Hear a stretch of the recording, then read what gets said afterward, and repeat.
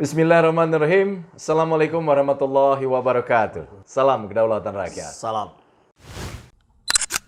Sahabat, Kang Epul, Presiden 3 periode. Wah, itu jabatan yang luar biasa. Tentu saja menyalahi konstitusi itu kan. Ya.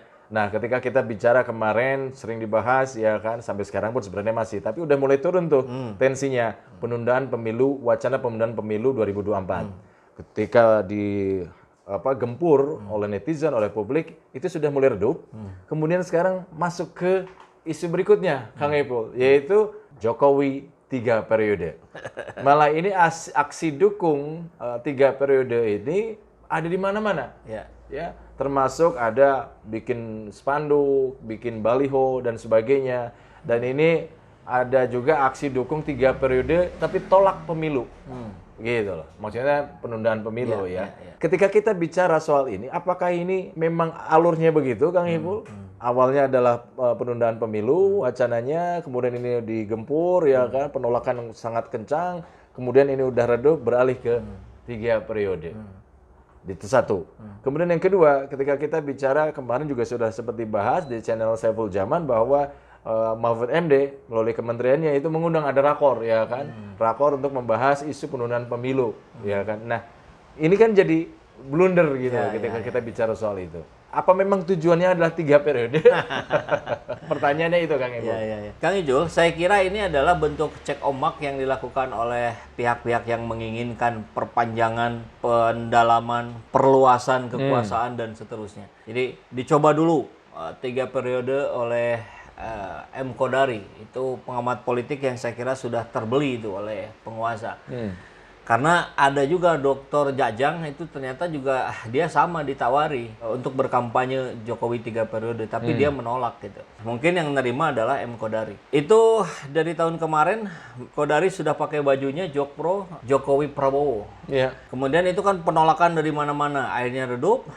Bergeser ke penundaan pemilu yang diinisiasi saya kira oleh LBP kalau kita lihat dari berbagai media mainstream. Itu juga mengalami penolakan dari mana-mana, termasuk dari PDIP sendiri. Akhirnya geser lagi menjadi 3 periode lagi dengan cara mendekati orang-orang yang ada di lingkar utama amandemen, yaitu MPR. Karena konon katanya Bambang Susetio juga secara pribadi dia sudah setuju gitu, sudah setuju mau untuk mengamandemen itu. Tapi lagi-lagi penolakan dari bawah sangat kencang. Dan yang terakhir adalah cerita LBP itu yang ada big data 110 juta mendukung periode penundaan pemilu atau 3 periode. Berarti kan kalau 110 juta kata Rocky Gerung tuh artinya 160 jutanya menolak.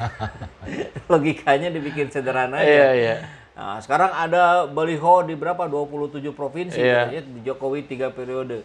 Kemudian ada pembentukan relawan-relawan. Ya itu masih Jokpro Kang ya.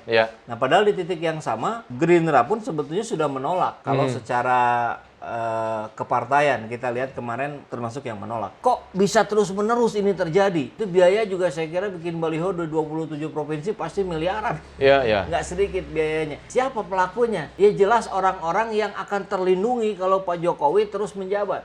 Kalau Pak Jokowi turun, orang-orang inilah yang akan kemudian menjadi pusat perhatian penegak hukum yang baru untuk disasar. Apakah itu terkait dugaan korupsi kah?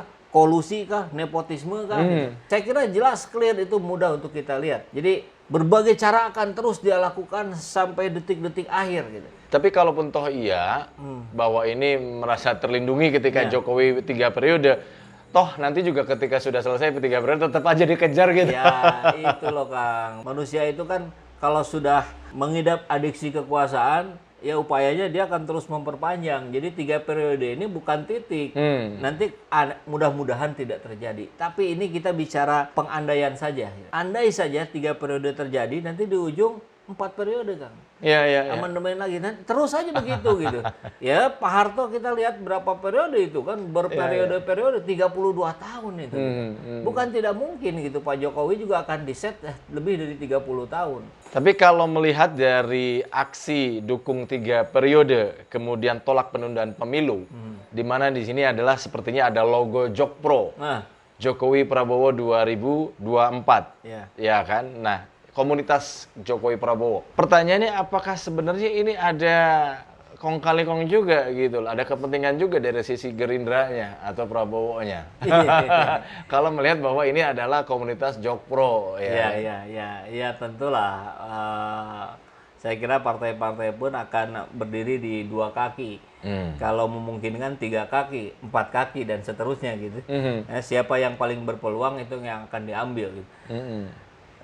Ya, buktinya itu secara kepartaian sekarang masih menolak, tapi ini masih terus jalan. Ya, kalau ditanya Gerindra pasti itu bukan kami. Ya, itu mudah sekali lah. Ya. Alibinya pasti mudah sekali. Tapi tentu kembali lagi yang namanya politik itu hanya akan mungkin terjawab kepastiannya di detik-detik akhir saja. Jadi Gerindra menolak belum tentu beneran menolak. Sekarang PDIP bilang menegaskan juga menolak 3 periode. Bahkan bukan sekedar menolak 3 periode. Jadi pembahasan GBHN oleh MPR itu pun ditolak oleh PDIP karena PDIP khawatir akan masuknya isu-isu baru seperti penundaan pemilu atau 3 periode presiden.